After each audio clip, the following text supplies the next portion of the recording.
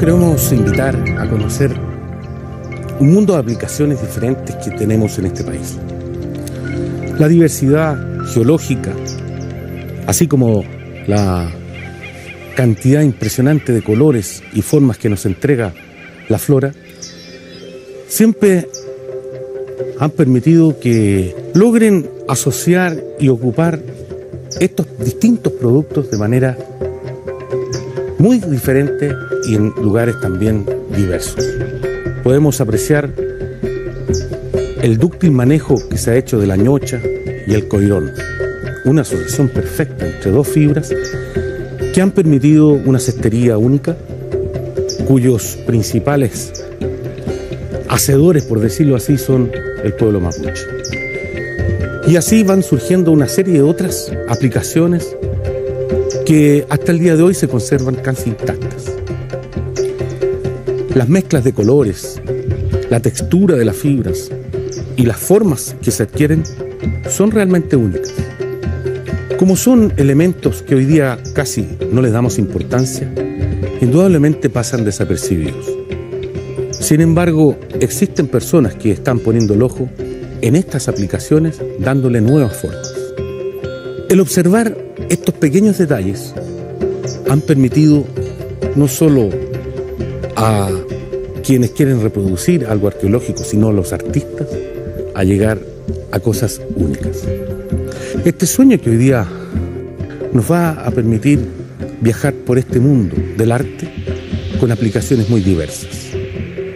Los minerales, las fibras, los textiles, son elementos que nos rodean. Ahora, ¿cómo los juntamos para expresar alguna vivencia? Es el desafío de nuestros protagonistas.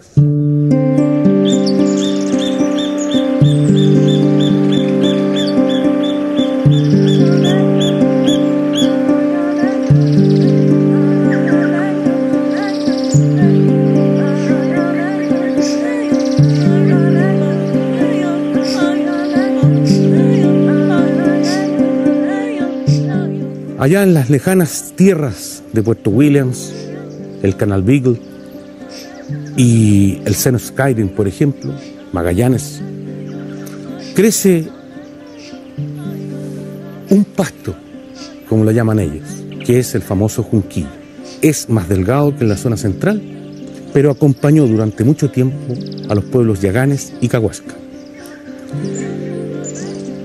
Esta fibra tan especial se utilizaba para mariscar, para hacer recipientes y también, en algunos casos, incluso redes.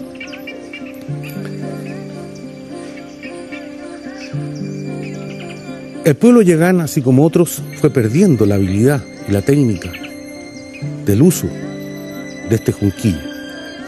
Solo los más antiguos quedaron con este oficio metido en sus dedos.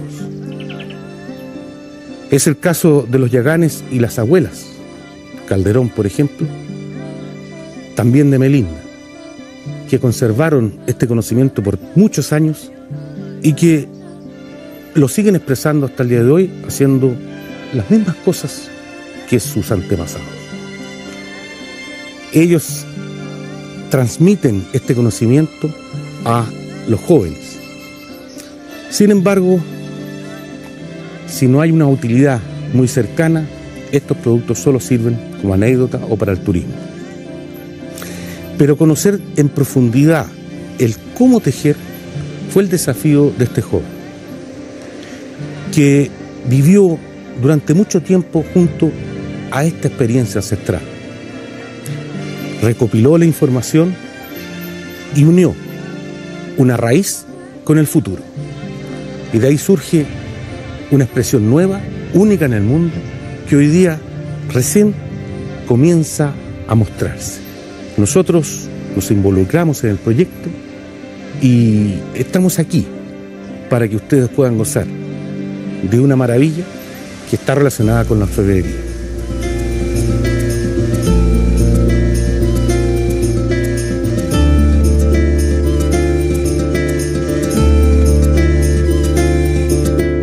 ¿Cómo llegas tú a esto? Como dices tú, con un mecanismo de cariño, solamente por las ganas. Bueno, después, antes de información, de mucha lectura, de saber cómo era mi región, de saber quiénes eran los protagonistas de la región, de interesarme también por la artesanía tradicional. Pues me interesó mucho la artesanía tradicional de mi región, que es la cestería. Y pues cuando no conocía un canasto, tenía mucha lectura, pero no conocía una pieza. Estando en la propia región, no había una feria, no había una tienda, no había nada. Entonces como que era buscar hasta que te empieza a obsesionar el tema. Porque no existe, no está en ningún lado, a pesar de que su origen está ahí. Entonces buscar hasta que llego a Puerto Huelén y me encuentro con las abuelas y encuentro ahí como el eslabón perdido. ¿Te fijáis lo que andaba buscando? Y pues me enamoré de las abuelas, me enamoré de la técnica, me enamoré del pasto, me enamoré de la región y ahí empecé a trabajar y a buscar las alternativas como para poder rescatarla de una manera distinta, sin pasar a llevar lo que es la tradición chilena. O sea, respetando también los márgenes de lo que es un cesto, de lo que es un canasto, respetando mucho a la comunidad indígena, trabajando con ellos y queriéndolos como pueblo y más que como pueblo, como persona. Y de ahí me empecé a enamorar de lo que ellos hacían, de lo que ellos tenían, de sus costumbres, y pues tratándola de utilizar ahora en la vida cotidiana. Claro. Llevarla a la vida cotidiana, eso es lo que quería. Trabajar con las raíces y llevarla a la vida cotidiana.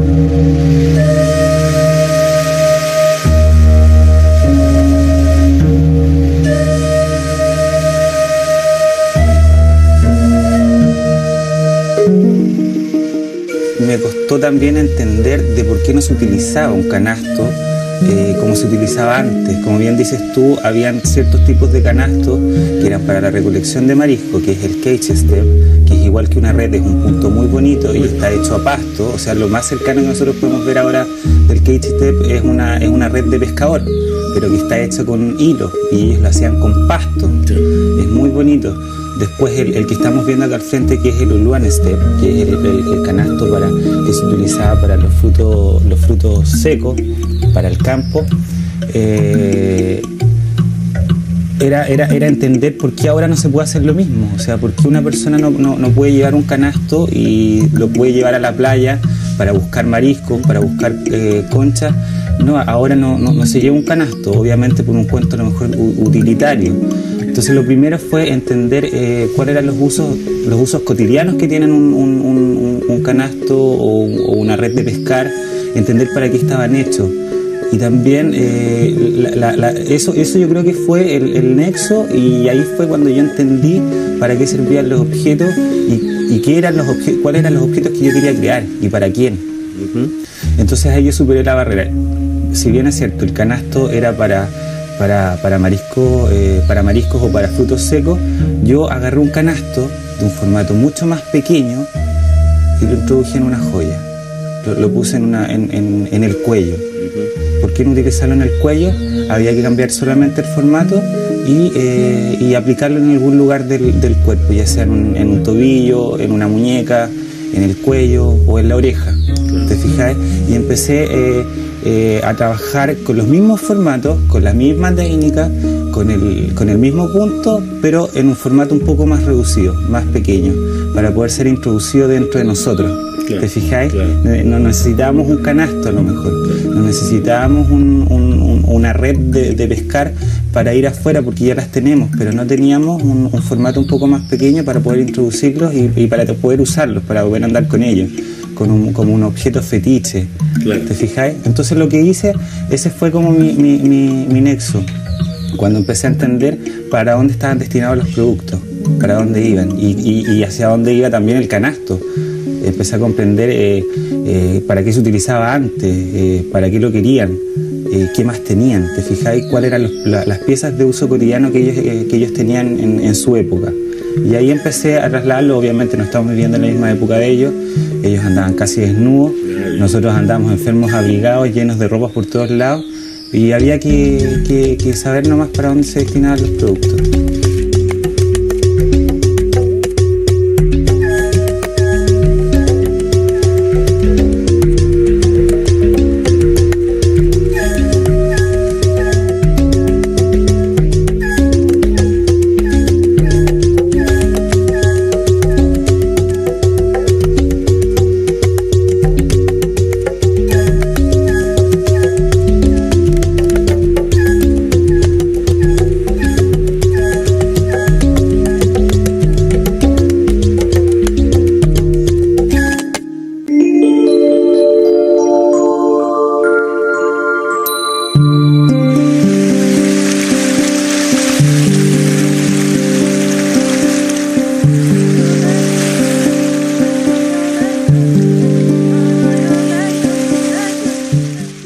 Durante mucho tiempo hizo que incluso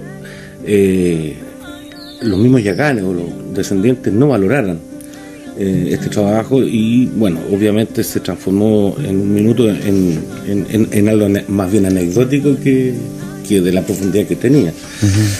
Pero eso hoy día, a través de incluso el mismo trabajo tuyo, o sea, hay una revaloración, y ellos también vuelven a pensar de que esto, puesto en otra situación más adelante, tiene posibilidades para poder hacer artesanía, pero también de conservar la técnica, digamos, que es lo que hay. Y eso forma parte de un trabajo que tú mismo hiciste. Sí, yo trabajé casi 4 o 5 meses con la comunidad indígena Yagán. Trabajé con la comunidad indígena, con la comunidad de Puerto William, con la comunidad de artesanos de Puerto William. Y ahí vi las dos caras de la moneda. Vi la parte artesanal del pueblo de Puerto William y la parte artesanal tradicional de Puerto William. O sea, las dos caras. Y nada, pues, ahí empecé a valorar también lo importante que era la artesanía de innovación. Lo importante que era valorar la artesanía tradicional, y lo importante que es agarrar la artesanía tradicional y llevarla a un plano de innovación. Tomé también la experiencia, por ejemplo, de poder enseñarle a los descendientes de la comunidad indígena Yagán su propia cultura, que para mí fue un poco loco, porque yo no tengo descendencia, no tengo absolutamente nada, sino que fui a trabajar, me enamoré de la técnica, y de repente me encontré con que la descendencia de la comunidad indígena Yagán no sabía lo que era tejer, no sabía lo que era un junquillo, ir a buscar, que es como la iniciación. Cuando te aceptan dentro de la comunidad indígena te invitan a buscar pasto. Yo, sin ser indígena, los invité a buscar pasto y entendí lo importante que es la transmisión, la transmisión hablada, la escrita, la personal, la de las vivencias, y le entregué a los descendientes, sobre todo a Marilyn, que es la nieta de la abuela Hermelinda Acuña. A ella le entregué la técnica, siendo descendiente, y ella misma después le empezó a seguir informando y pasando la transmisión de esta técnica a su hija y a su nieta.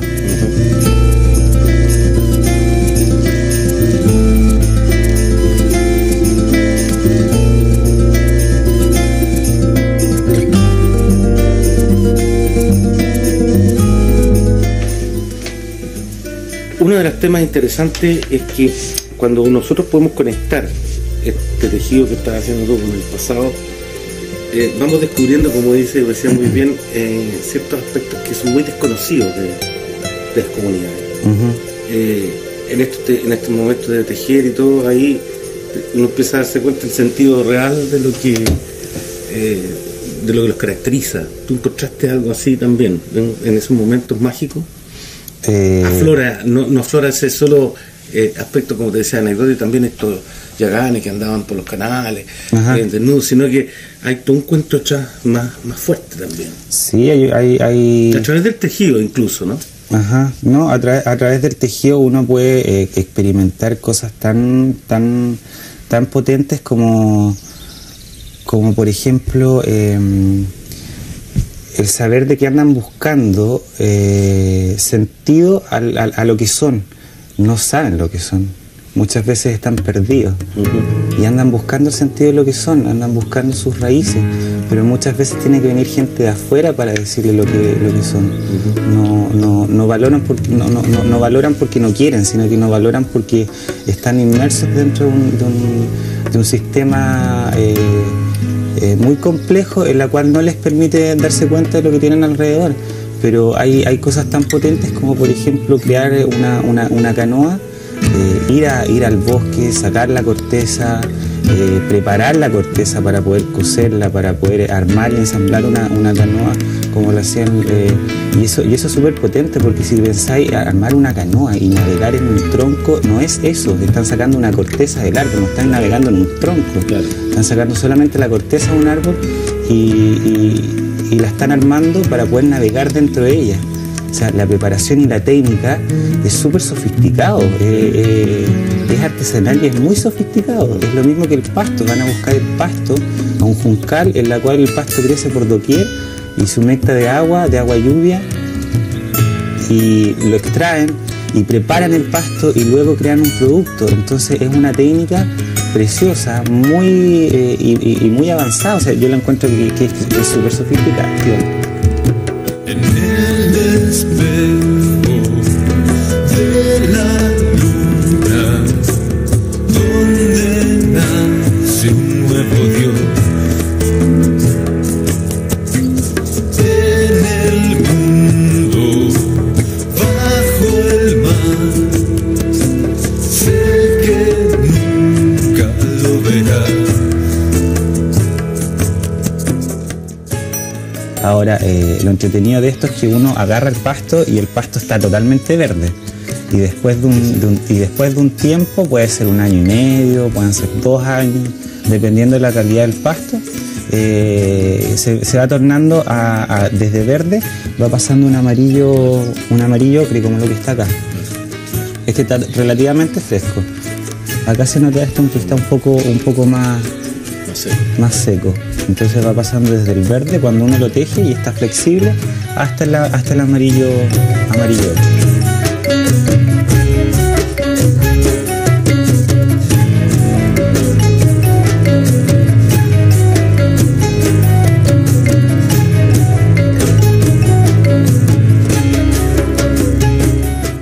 De todas tus últimas creaciones, esta para ti es como la que te llena más. Sí, en cuanto a joyas. La joya. Ahora, en cuanto a objetos, la que es la cartera. La cartera para mí simboliza la canoa que ellos utilizaban como navegadores de los canales patagónicos. De hecho, de ahí la saqué. Claro, perfecto. Es la canoa. Es la canoa. ¿Y esto qué podría ser en términos de esta unión que es tú? El collar. Porque eso son todos. El collar para mí es el principio. El collar para mí es el principio de todo Este proceso es el principio del canasto Yagán, como pieza, como objeto, es el principio de todo, es la base.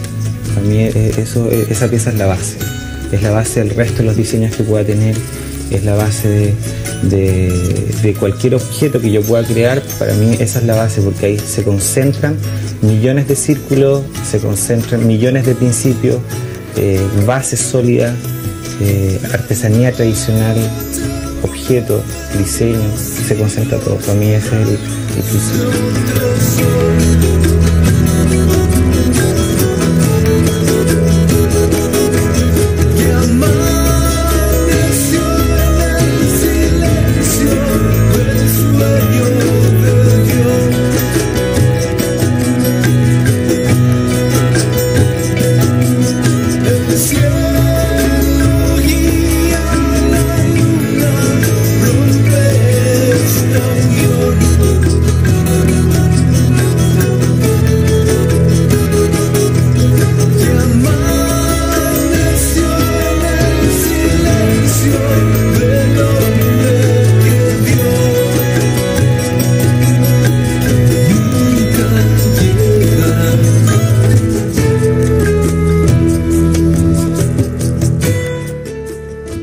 Creo que esto es el principio, esta es una cara, pero faltan muchas. Creo que hay que aplicarlo en muchos objetos, falta todavía. Hay harto trabajo por hacer.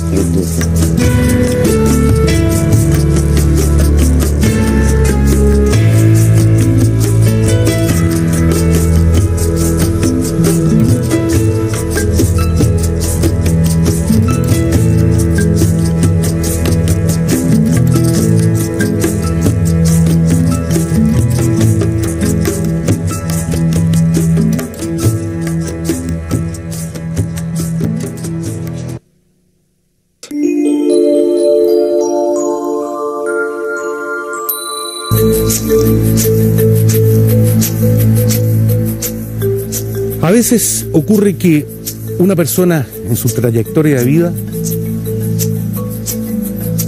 ejerce un cambio drástico. Deja hasta ahí un pasado y cambia hacia otro por sencillas cosas. En este caso fue solo por mirar una hoja y ver cómo se traslucía la luz a través de ella. Yo busqué una forma de cómo ambientar distintos talleres que yo hacía, talleres de musicoterapia, de sonoterapia, y entonces como quería darle al lugar como algo más cálido. Entonces fue justo en ese tiempo, en el año 99, cuando un amigo me regaló un tubo donde tú ponías vela. Entonces como que me dio ganas como de replicar eso. Entonces cuando iba a comprar los materiales me di cuenta como que nada que ver, si yo era ecologista, cómo iba a estar comprando papel para estar haciendo algo así. Entonces dije, y justo en una esquina, me paro en una esquina y veo de repente un árbol con donde le llegaba el sol. Entonces como que las hojas de los árboles como que traspasaba cierta luz. Entonces de repente dije, bueno, ¿y por qué no la hago de árbol en vez de estar comprando papel?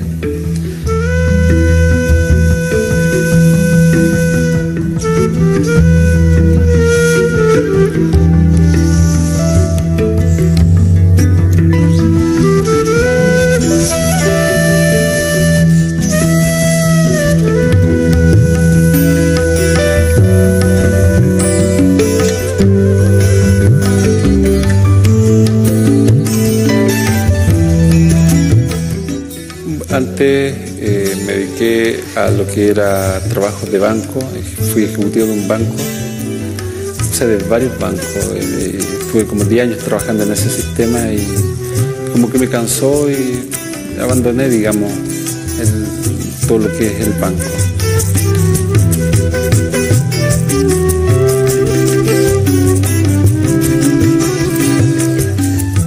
Estuve bastante tiempo sin hacer nada y de repente me encontré por casualidad con el tema de hacer obras de arte, de hacer las lámparas.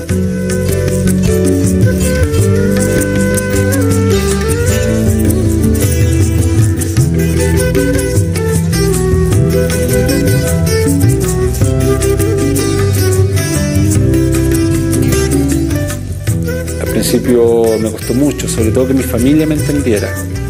Ya estuve 5 años prácticamente encerrado en mi pieza,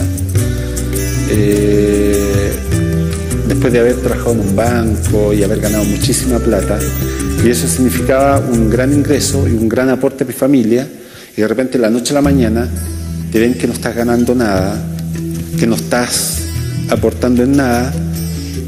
Entonces, claro, te empiezan a molestar, que trabaja, pero que trabaja. Y yo le decía, pero si esto es un trabajo, mira, estoy todo el día en esto, estoy todo el día en esto.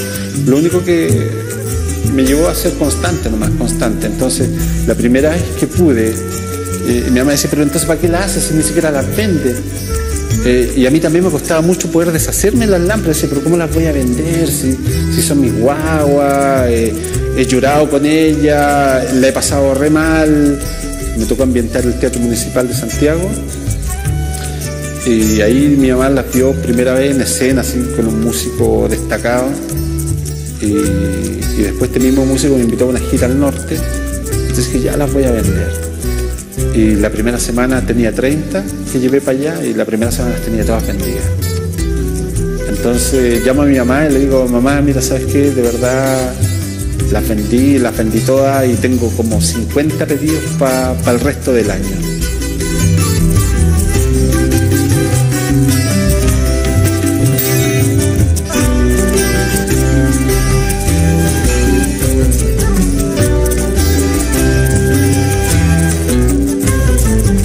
En un lugar de la casa plantado una pared con puros porotos.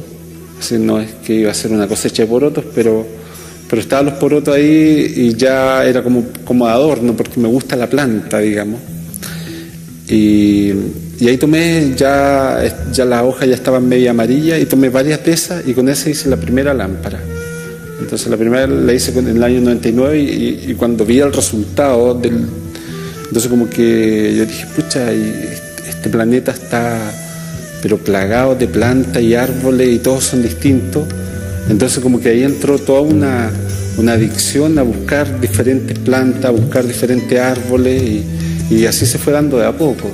Entonces después de hacer una parte, digamos, de haber inventado una parte, se me ocurrió fui dándole, por ejemplo, le hice las patas, las lámparas, después quise hacerle cúpula. Al principio como que se me doblaban, pero a través de los años, no sé, 4 o 5 años, cada vez esto iba cambiando, entonces tomaba una nueva forma.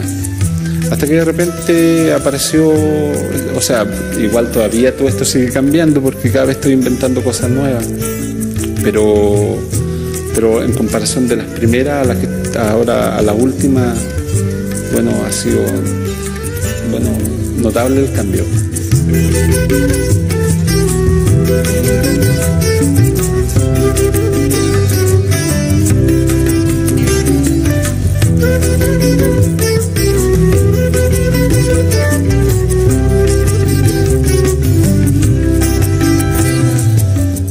Mira, las piedras y la arena, recorro todo el país buscando en la montaña, en los desiertos, también recorro todo lo que es el litoral, toda la costa, digamos, y así voy, no sé, descubriendo distintos colores.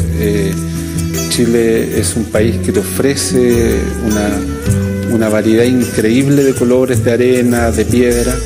Y es como súper interesante porque cuando tú estás en estos lugares, normalmente no hay acceso no es el acceso fácil, entonces uno tiene que subir montañas, tiene que cruzar desiertos, y después volver con las piedras cargadas, también es otro cuento.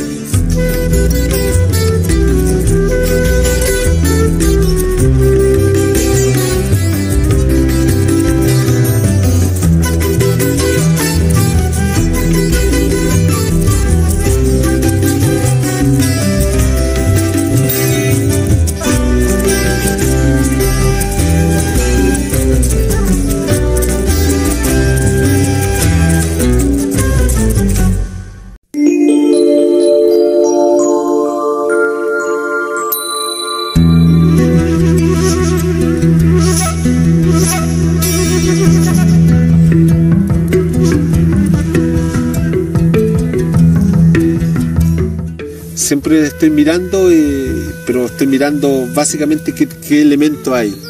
Y cuando voy a cualquier lado me pasa lo mismo. Si donde estoy siempre estoy mirando qué es lo que hay. Voy a cualquier lugar desconocido, lugar donde nunca he estado, y veo qué tipo de planta hay, qué tipo de piedras hay.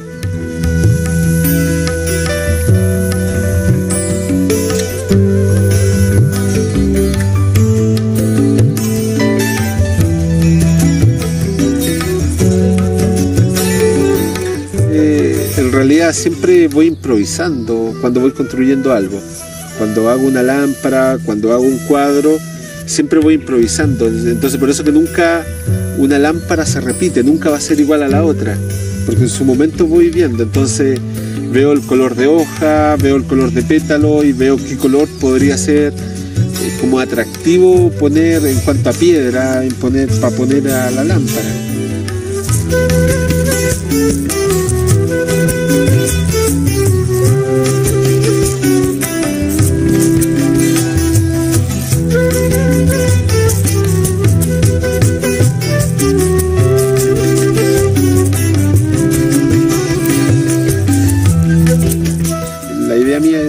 No copiarme nunca, y además que habiendo tantas plantas, tantas especies distintas, como que copiar, ¿para qué? Si en realidad aprovecho la diversidad, aprovecho de que me falta tanto todavía por hacer, que cuando empieza a copiar es como que ya he dado vuelta un ciclo, no sé, pues como que ya he dado vuelta a la Tierra, entonces como que el planeta, y ahí como que...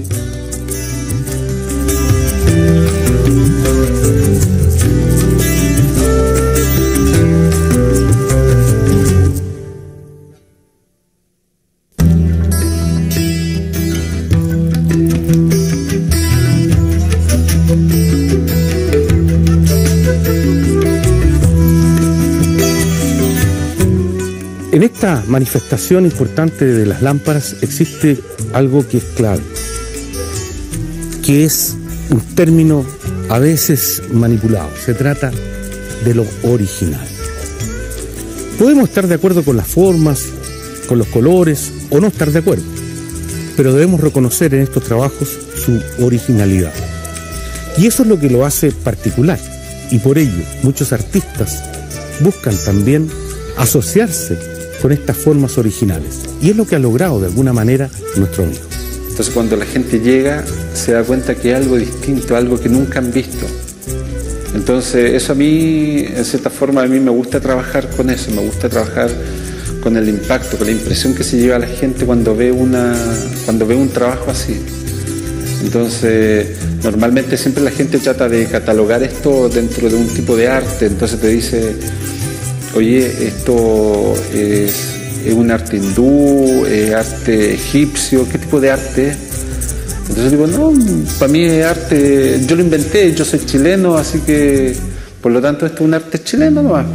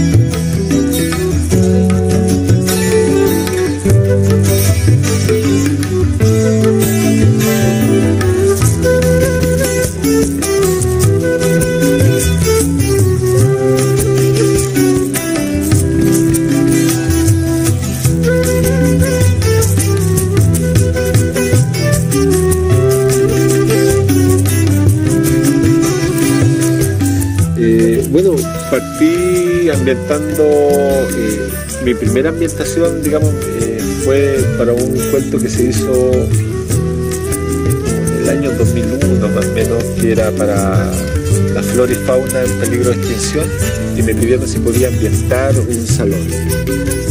Y y esa fue como mi primera presentación, digamos, en público. Y después fui ambientando, después de eso, un músico amigo, Joaquín Bello, me invitó a si le podía con mi trabajo ambientar el Teatro Municipal para un concierto que él daba. Y después nos fuimos de gira y ahí fui conociendo a más músicos. Conocí también a Roberto Bravo. Con Roberto Bravo ya llevo bastante tiempo trabajando. Trabajar con él es increíble, él como persona es increíble, me cae muy bien y me ha ayudado bastante. O sea, yo creo que si tuviera que nombrar un gran benefactor sería Roberto Bravo, porque donde estaba siempre estaba, ¿cómo se llama?, hablando a la gente sobre las lámparas, sobre el trabajo. Lo rico de este trabajo que te permite estar con gente muy, muy interesante.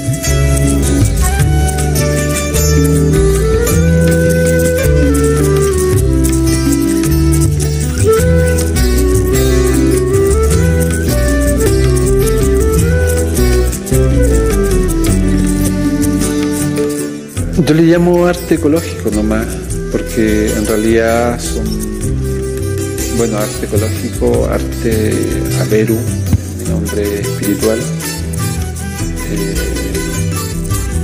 Y siento que arte ecológico, pues en el sentido de que todo lo que tú estás usando, normalmente la gente barre, las hojas caen en otoño y la gente las tira y las junta con la demás basura.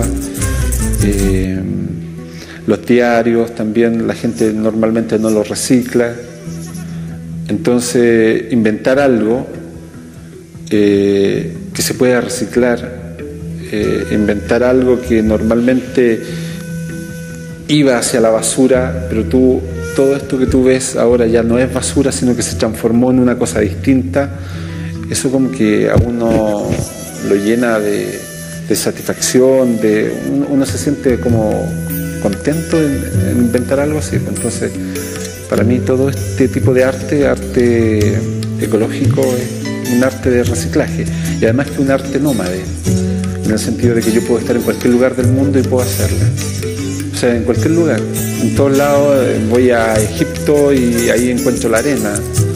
Voy a cualquier lugar del mundo y encuentro la arena, piedras, las hojas de árboles, las plantas. O sea, un país que me ofrece, que se ofrece para que uno lo conozca. Entonces, de estar en un banco, ahora poder tener una posibilidad de recorrer el mundo, ya, y donde esté puedo construirlo exactamente lo mismo, es como lo soñado. Entonces, sueño y hago real en mis sueños.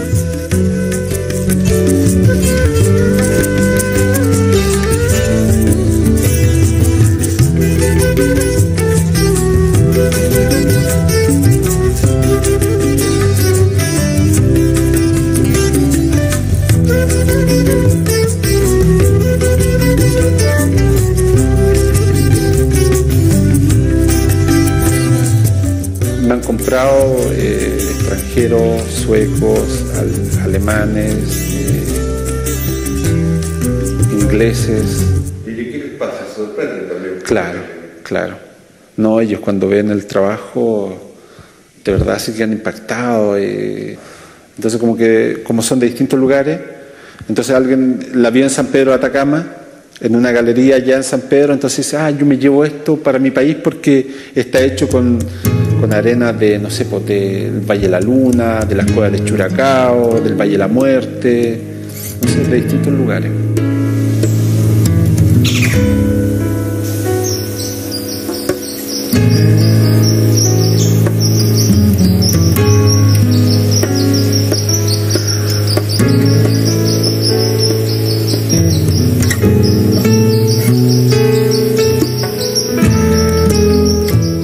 Nacieron, como te decía, el tema este de nacieron como para ambientar los lugares donde se trabajaba mucho con la meditación, con la espiritualidad y al mismo tiempo que son espirituales porque obviamente están conectadas con la Pachamama, todos los elementos son de la naturaleza y el estar conectado con la naturaleza es un estado de espiritualidad, es un estado de religiosidad. No es una religión, sino que es una comunión directa, digamos, con la obra, con, si lo queremos llamar creador, es la obra directa. Estamos viendo lo que ha hecho el creador y trabajar con esos elementos te hace estar un poco más conectado, es volver a mirar la naturaleza. Y normalmente las ciudades nos impiden ver la naturaleza. En el espejo de la luna, donde nace un nuevo Dios. En el mundo, bajo el mar, sé que nunca lo verás. La capacidad de observación es importante, cierto, a través de los colores, la forma, el olor que podemos conseguir de la naturaleza. Sin embargo, eso también hay que asociarlo con estudio, perseverancia y una buena dosis de creatividad, que es lo que pudimos apreciar en estas hermosas historias que hemos visto hoy día. Jóvenes que están trabajando por expresar distinto, por mostrar otras cosas, por afirmarse en raíces y proyectarlas, por el respeto también a un cuento mágico ancestral. Es una manera de vida, así como también nosotros hacemos una manera distinta de televisión. Son los desafíos que semana a semana tratamos de llevar a cabo junto a usted. La próxima oportunidad será otra de estas historias en tantos lugares hermosos de este nuestro país. Lo invitamos entonces para que la próxima semana estemos juntos aquí en Canal 13 y Radio.